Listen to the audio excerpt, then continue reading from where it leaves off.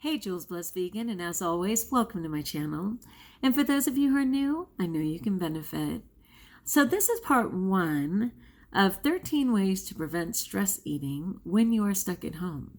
Because I'm going to break it in half. This is from healthline.com, and of course I will include that as the description of this video. But I really always prefer Healthline. They're just straight up, they give great tips. And this one does not have a summary. They usually do with the bottom line, but it has really good information, and I appreciate it because most of us are quarantined right now. We're definitely in a new reality of trying to find ways to survive from home. And if you have any conflict with food, it may very much be rearing its ugly head. So let's look at it for a moment.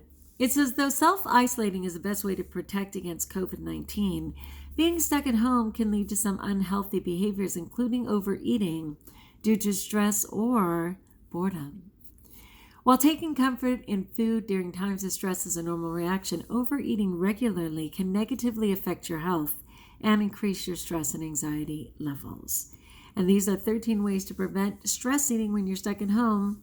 Important note, it's important to differentiate stress eating from disordered eating. If you feel that you have disordered eating tendencies, these tips are not appropriate for your needs.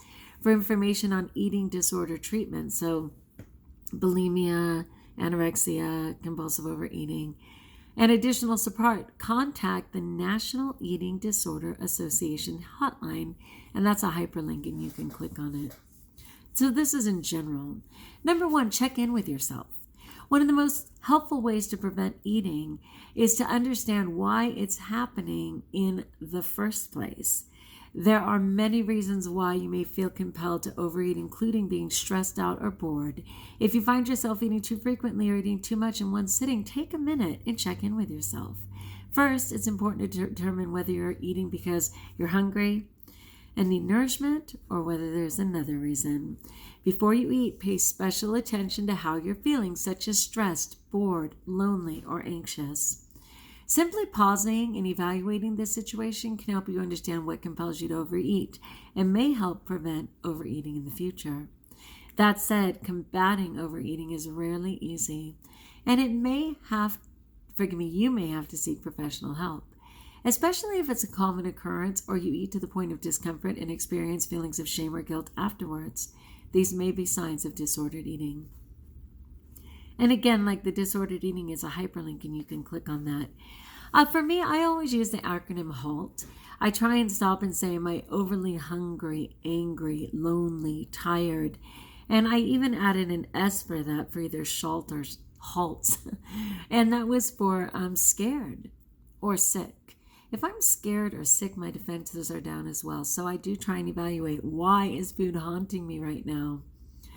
So I think that that's valid to consider. But yeah, checking in with yourself for a moment. Where is this ravenous hunger coming from when it's not reasonable? Number 2, remove temptation.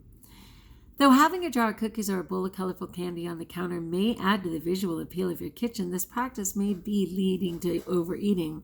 Having tempting foods within eyesight can lead to frequent snacking and overeating even when you aren't hungry. And again, frequent snacking is a hyperlink.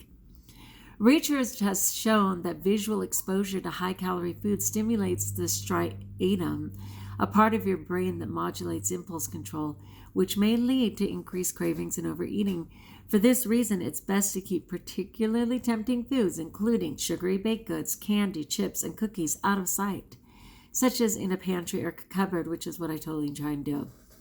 To be clear, there's nothing wrong with enjoying a tasty treat occasionally, even when you're not necessarily hungry. However, overindulging too often can harm both your physical and mental health. And I completely agree. A while ago, I went ahead and organized my cupboards to stay out of my husband's cupboards, and I put all his treats in one cupboard so that I wasn't constantly opening those. Recently, he had, 4-pack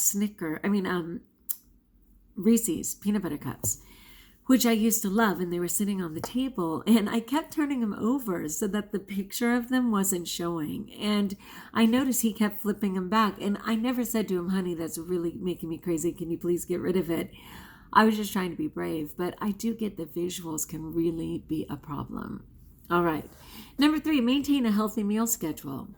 You shouldn't change your normal eating schedule just because you're stuck at home. If you are used to having 3 meals a day, try to continue that schedule while you're working from home. The same goes if you typically consume only 2 meals a day and a snack. Though it's easy to stray from your normal dietary pattern when your day-to-day schedule gets disrupted, it's important to maintain some semblance of normalcy when it comes to eating. You may find yourself adapting your eating pattern to accommodate your new normal, and that's okay. Just try to maintain a regular eating pattern based on your individual needs and your preferred eating times. If you're really thrown off and you find yourself constantly snacking, try making a schedule that includes at least 2 solid meals per day and following it until you feel that you have become comfortably consistent with your eating habits. And I think that's really important because sometimes when I've ignored my need to eat because I've been caught up in something or concerned about something, by the time I do eat, I tend to overeat. So I am trying to be very consistent in my eating pattern. Number 4, don't restrict. One of the most important nutrition rules to follow to prevent overeating is to not deprive your body of food. Oftentimes, being overly restrictive with food intake or consuming too few calories, and that's a hyperlink, can lead to binging on high-calorie foods and overeating. It's never a good idea to follow a highly restrictive diet or deprive yourself of food, especially during stressful times. This is really important. Listen to this. Research has shown that restrictive dieting is not only ineffective for long-term weight loss, but also can harm your physical and mental health and increase your stress levels. And I totally agree. Number 5, bring out your inner chef. Some good things come along with being stuck at home. Not having the option to eat out at restaurants makes you cook more meals yourself, which has been shown to improve overall health. And this is an important study. For example, a study of 11,396 people, that's amazing, found that eating home-cooked meals, and that's a hyperlink, more frequently was associated with a greater intake of fruit and vegetables. Listen to this statistic. Plus, it found that people who ate home-cooked meals more than 5 times per week were 28% less likely to be overweight and 24% less likely to have excess body fat compared with those who ate home-cooked meals less than 3 times per week. That's really incredible to me, but I'm not totally surprised. It says, what's more, planning your meals a few days ahead can help you kill time and has even been shown to improve diet quality and reduce obesity. What I know is that when we go to a restaurant, not only does there tend to be bread and butter and things like that on the table that people mindlessly eat while they're waiting for their meal, but the dressings, of course, are full calories and usually more than you should even have. And then the foods themselves, of course, are intensified with salt, oil, sugar to make you a repeat customer. So when you make it yourself, even if you tried to mimic that, it would probably be less than what you get in a restaurant. Number 6, stay hydrated. I know this to be true. When I am super hungry, I usually realize that I've simply had not enough water.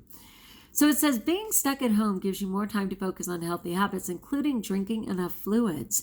Maintaining proper hydration is important for overall health and may help you prevent overeating related to stress.